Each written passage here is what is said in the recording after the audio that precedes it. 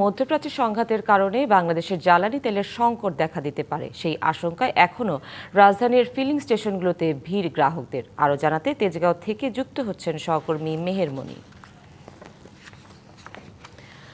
মনি, কদিন ধরেই একই চিত্র রাজধানী সহ সারা দেশে, এখন কি পরিস্থিতি দেখছেন?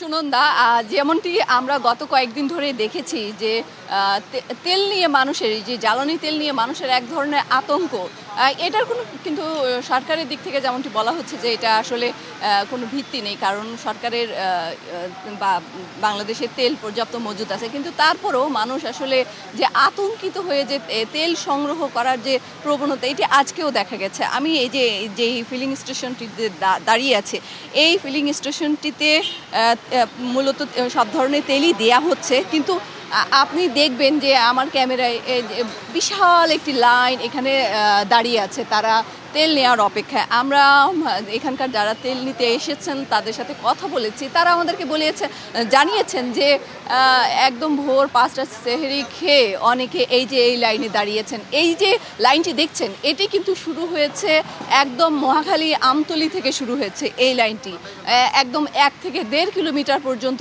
এই লাইনটি চলে গেছে। মানুষের অপেক্ষা, আপনি নিশ্চয়ই বুঝতেই পারছেন যে যেই লোকটি এখন থেকে 1.5 কিলোমিটার পিছনে দাঁড়িয়ে আছেন, তার এই জায়গায় আসতে কত সময় লাগতে পারে। নগদ নিয়ে এলো হার না মানা হার অফার।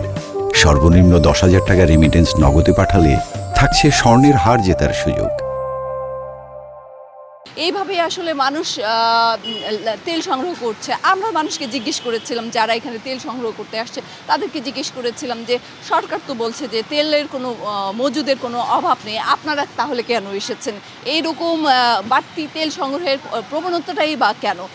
গ্রাহকরা আমাদেরকে জানিয়েছেন যে আসলে তারা আতঙ্কিত এবং একই সাথে সামনে ঈদ এবং ছুটি রয়েছে, ফলে মানুষকে বিভিন্ন জায়গায় যে ঘোরাঘুরি করার যে মানুষের যে পরিকল্পনা রয়েছে, সেই পরিকল্পনাটি বাস্তবায়নের জন্য তারা তেল মজুদ করছেন।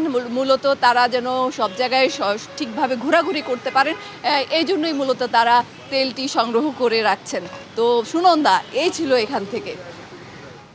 মনি, ধন্যবাদ আপনাকে।